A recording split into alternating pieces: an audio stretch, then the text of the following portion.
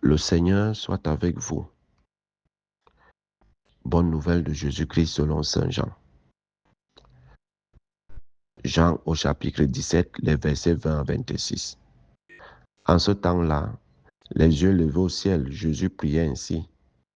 Je ne prie pas seulement pour ceux qui sont là, mais encore pour ceux qui, grâce à leur parole, croiront en moi. Que tout soit un, comme moi, Père, tu es en moi et moi en toi. Qu'ils soient un en nous, eux aussi, pour que le monde croie que tu m'as envoyé.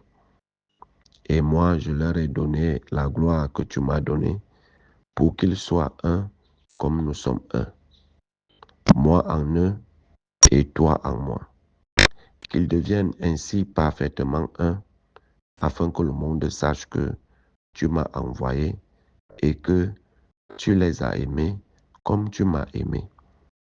Père, ceux que tu m'as donnés, je veux que là où je suis, ils soient eux aussi avec moi et qu'ils contemplent ma gloire, celle que tu m'as donnée parce que tu m'as aimé avant la fondation du monde.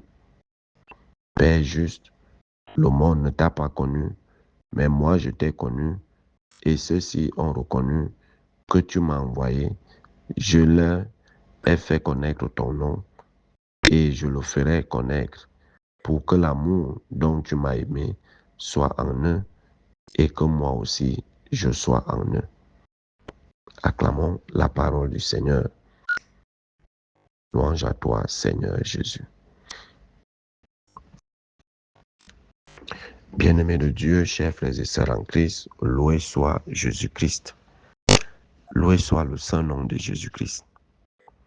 Nous sommes toujours dans la continuité de ce que nous pouvons appeler la prière sacerdotale de Jésus, qui prie pour tous ceux qui ont connu, pour tous ceux qui ont reconnu qu'il vient de Dieu, pour tous ceux à qui il a révélé le nom de Dieu, pour tous ceux à qui il a proclamé la bonne nouvelle qui vient de Dieu, la parole de Dieu, et fait connaître les commandements de Dieu. Et il continue à prier que tous ceux qui croiront aux paroles de ses disciples, il prie également pour eux, afin que tous soient un, comme lui et le Père sont un. Le Père est en lui, et lui, il est en tous ceux qui croient en lui. Et c'est ça qui fait que celui qui croit en Jésus a le Père. Celui qui dit qu'il aime Jésus, il aime automatiquement le Père, parce que celui qui aime Jésus fait la volonté de Dieu, et cette volonté, c'est à travers la parole que Jésus a laissée, les commandements qu'il nous a fait connaître. Alors, comment se fait-il que nous qui sommes les disciples de Jésus, nous qui sommes ses serviteurs, on n'arrive pas à être un, on n'arrive pas à s'entendre, on n'arrive pas à vivre l'unité? Et pourtant, le Christ est censé être en chacun de nous. Et si le Christ est en nous, ça veut dire que le Père également est en nous parce qu'il nous aime, parce que nous avons reconnu que Jésus-Christ est son Fils et qu'il vient de lui. Est-ce que nous pouvons, on est porté à dire ou à croire que s'il y a les divisions, c'est parce que beaucoup ne croient pas en Jésus. C'est parce que beaucoup ne sont pas un avec Jésus.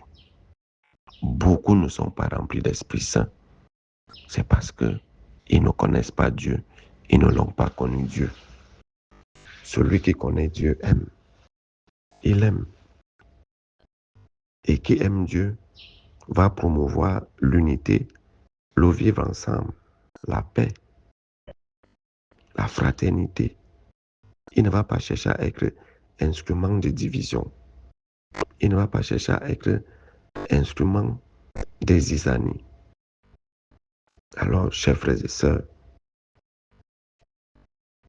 en nous scannant nous-mêmes, en scannant les profondeurs de notre cœur, est-ce que nous pouvons dire avec certitude que, en tant que disciples de Jésus ou serviteurs de Jésus, le Christ est véritablement en nous. Le Christ habite véritablement en nous. Être chrétien, c'est refléter le Christ. Être chrétien, c'est montrer le Christ aux autres, le Christ qui est en nous. Mais la condition ou l'équation pour que le Christ soit en nous, il faut d'abord qu'on soit un. Comme lui et le Père ne font qu'un. Il faut qu'on soit un. Donc si nous sommes divisés, l'Esprit de Dieu n'est pas en nous. Jésus-Christ n'habite pas en nous. Et par conséquent, Dieu le Père n'est pas en nous. Donc, en tant qu'enfant de Dieu, en tant que chrétien, disciple de Jésus, serviteur de Dieu, nous devons promouvoir l'unité. C'est à travers l'unité que le Seigneur habitera en chacun de nous. Et le Seigneur habitera en chacun de nous dans nos cœurs. Faisons la place au Seigneur dans nos cœurs.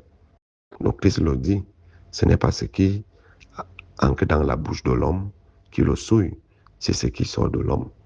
Les pensées impures, pervers, le mal, la méchanceté, la haine, la calomnie, la diffamation et tout ce qui va avec. Parce que le Christ ne règne pas justement dans ce genre de cœur. Si le Christ règne dans ce genre de cœur, alors ce qui sortira de nous ne sera pas mauvais, mais ça sera le bien, ça sera la bonté, ça sera l'unité, la fraternité, le vivre ensemble véritable. Donc que chacun de nous s'examine. Est-ce que le Christ habite vraiment en nous, en moi? Et si le Christ n'habite pas en moi, il faut qu'on arrête de faire tout ce qui est contraire à l'unité. Parce que Dieu est là où nous sommes un seul cœur, une seule âme. Dieu n'est pas dans la division. Dieu n'est pas dans les conflits. Dieu est là où tout le monde parle le même langage. Ne le dit-il pas? Là où deux ou trois sont réunis en mon nom, je suis au milieu d'eux. Est-ce que nous nous réunissons encore au nom de Dieu? Est-ce que nous vivons encore au nom de Dieu? Est-ce que nos amitiés sont au nom de Dieu? Est-ce que nos familles sont réunies au nom de Dieu? Pourquoi toutes ces divisions? Pourquoi tous ces problèmes? Pourquoi toutes ces querelles? Pourquoi tous ces malentendus?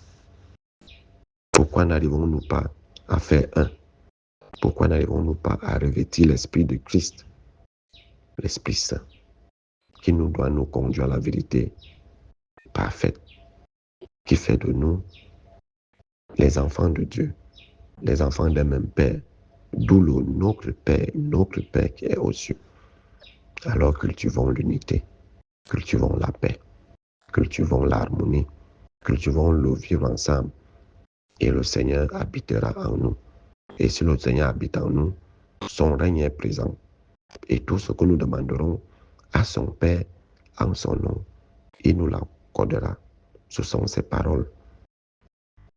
Si nous demandons et qu'il ne nous accorde pas, ça veut dire qu'on n'est pas un avec quelqu'un. Ça veut dire qu'on n'est pas unis. Il y a quelque chose qui manque. Alors, chers frères et sœurs, cultivons l'unité. Dieu est dans l'unité. Dieu est là où il y a un seul cœur, une seule âme. Loué soit Jésus-Christ, à jamais.